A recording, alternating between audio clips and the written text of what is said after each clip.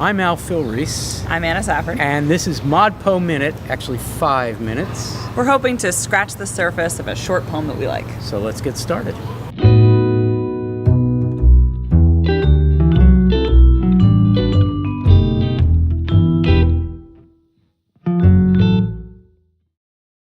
Well, we're here in Montreal at Concordia University, and Anna's here. Hi, Anna. I am here. And Sina Queyras. We're honored to have you with us, Sina. Hi. We're here to talk about your poem, Cut, from this book, My Ariel. Would you read the poem and then we'll talk? Cut.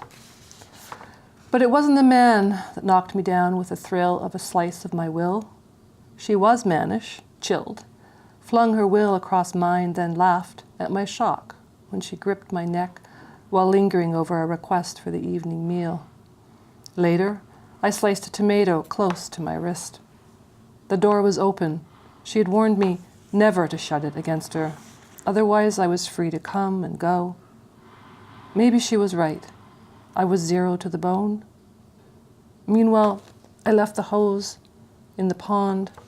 The goldfish cowered in the reeds. Whose side were they on? I'm ill, I thought, slogging across soggy green. If I bow any lower, I will be looking up at moss. So, Sina, we have 3 stanzas of a scene, seemingly happening continuously and seemingly outdoors, and then we're indoors, and the speaker is slicing a tomato and seems to be thinking at that moment, maybe I'll slice my wrist.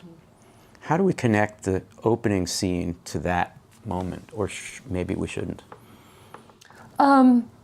This is a poem, this is a sort of pre-Lady Lazarus poem, if you will. It's a poem about having that moment of realizing you're in a really bad place. And like literally, how do I cut myself out? Metaphorically, literally, and there's that moment. And in response specifically to some person suffering,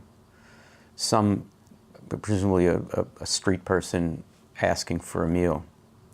No, it's the partner. This is a domestic quarrel. Got it. So the connection between that and the wanting to cut is much more direct. It's much more direct. Yeah. Mm-hmm. Yeah.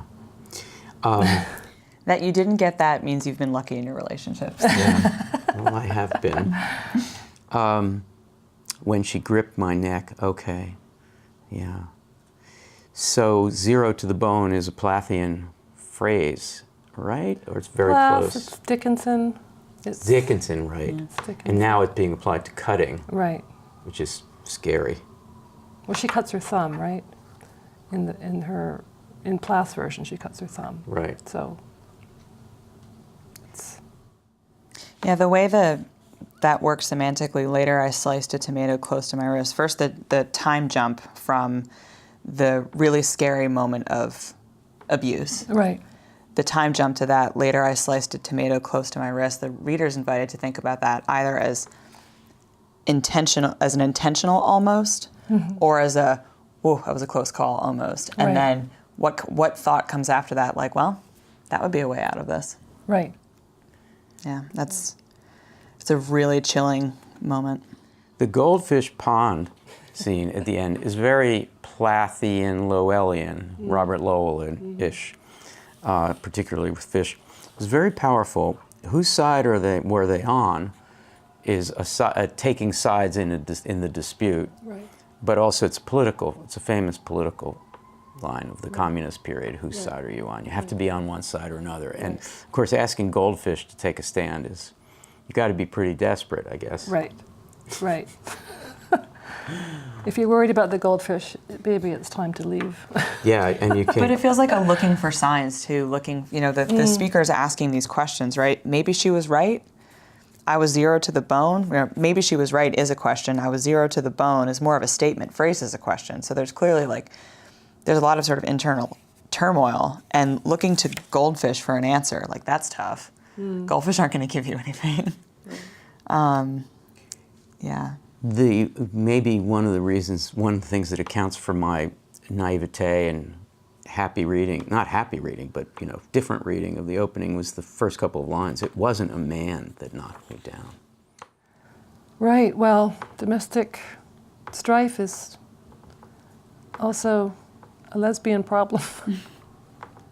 Yes, so the regendering of the Plath original is really important here. Very important. Yeah. Final thoughts from each of you about this remarkable poem? I guess, Sina, first, a close rewriting of Plath as opposed to some of the other poems in this book where you're freer and looser. Yeah, this is a very early poem, one of the first I did. And what's it like to inhabit someone else's style like this so completely? It was fun, and then I needed to burst out of it. Then I felt completely chained. Yeah. Yeah, locked in. Anna, final thought? I just love this final stanza, the final 3 lines. If I bow any lower, I'll be looking up at moss.